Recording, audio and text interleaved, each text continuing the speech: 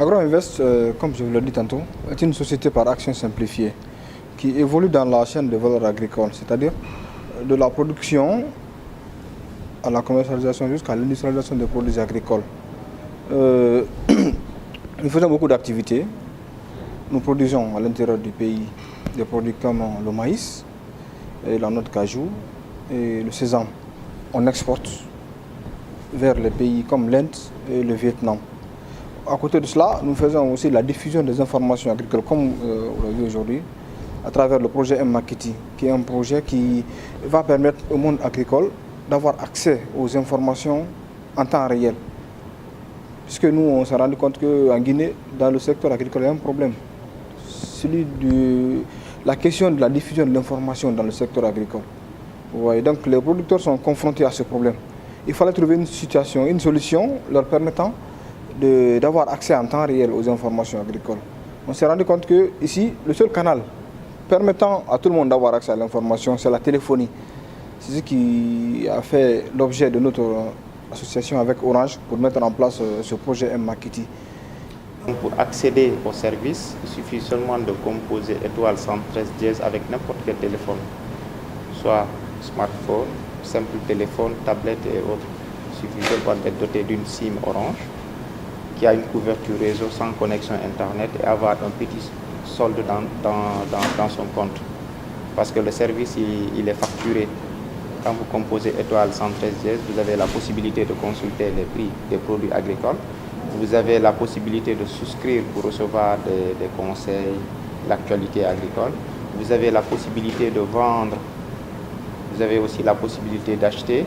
Si vous êtes trader intermédiaire, vous avez la possibilité de souscrire pour pouvoir recevoir des notifications de ceux qui veulent acheter ou bien des notifications sur ceux qui veulent vendre. Ce service USSD aussi est accompagné par un site web et une application. Le site web, c'est www.espaceagrobusiness.com. Donc ce site web va permettre aux acteurs du monde rural d'avoir une meilleure visibilité. Parce que quand vous vendez avec le USSD, c'est seuls les 5 ou 7 millions potentiels acheteurs de la Guinée qui pourront voir cette annonce. Mais si vous vendez sur le site, si vous annoncez sur le site ou l'application mobile, vous avez un potentiel client de plus de 2 milliards ou 3 milliards. C'est vrai.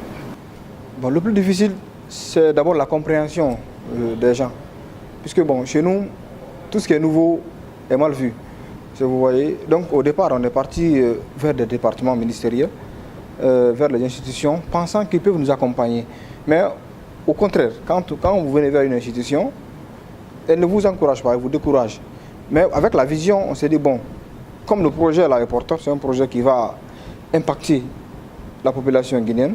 Puisque quand vous regardez par exemple, dans le secteur agricole, nous sommes en phase de transition. C'est-à-dire que la génération ancienne est en train de passer la main à la nouvelle génération. Et la nouvelle génération, elle est connectée. Les gens vont sur Facebook, Twitter, ils ont des comptes.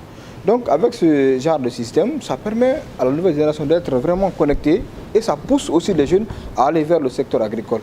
Donc les difficultés, on a eu pas mal de difficultés.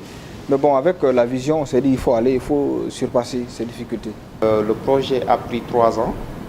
On a investi beaucoup en ressources humaines et en ressources financières. Là où on est, à l'instant T, on ne peut pas vraiment donner un coût fixe. Parce qu'il y a eu, comme Cham l'a dit, on a rencontré beaucoup de problèmes dans les démarches et autres. Sinon, si tout allait bien, on devait lancer le projet depuis 2015. Parce qu'on a commencé ce projet depuis 2015. Avec l'opérateur, ça n'a pas été facile. Avec les partenaires comme le ministère de l'Agriculture, les partenaires techniques aussi, ça n'a pas été facile, dû à la compréhension du projet. Donc ce sont des coûts qu'on a supportés, qui nous ont coûté vraiment très cher en termes de temps et de finances. Nous visions d'abord, d'ici 2020, un minimum de 5 000 utilisateurs quotidiens. Puisque dans le secteur agricole, il y a au moins 4 millions de personnes qui évoluent dans ce domaine-là. Donc avec un minimum de 5 000 utilisateurs par jour, je pense qu'on pourrait supporter ce service. On a une équipe de 10 personnes et aussi on a des points focaux à l'intérieur du pays qui remontent en temps réel les informations. C'est des points focaux qui sont rémunérés. Aujourd'hui, on a signé une convention avec la société Orange. Donc on a la possibilité de déployer la même solution dans toutes les filiales Orange. Donc après la phase de déploiement ici, on va essayer de prospecter la Guinée-Bissau et les autres pays où Orange est installé. Donc on pense vraiment à internationaliser le service parce que déjà le site web et l'application, tous les pays sont représentés. Nous, notre doléance, c'est quoi? C'est que il faudrait que nos autorités voient d'un bon oeil les choses que font les jeunes Guinéens. Actuellement, celui qui est aux États-Unis, ce qu'il peut le faire, celui qui est en Guinée peut le faire. Donc il faudrait accompagner les gens qui ont des initiatives pareilles à aider le pays. Puisque c'est nous qui sommes là. C'est nous qui connaissons comment le pays évolue. Ce n'est pas quelqu'un qui quitte l'extérieur, qui vient avec un projet, qui ne connaît pas la situation de la Guinée. Donc tous les projets montés par des jeunes Guinéens, des projets bancables, l'État peut les accompagner, même pas financièrement, mais juste en créant des cadres de confiance qui vont permettre à ces gens-là d'aller prospecter ailleurs. Je pense aussi la partie la plus difficile, c'est sur l'utilisation du service. Comme Cham l'a notifié, 77% ou bien plus de 80% des acteurs du monde rural ne sont pas lettrés. Et pour pouvoir utiliser la solution, il faut savoir lire au moins. Donc nous espérons avec l'apport des différents partenaires, notamment les ministères de l'agriculture, élevage et de pêche, ils pourront nous accompagner dans la vulgarisation de la solution.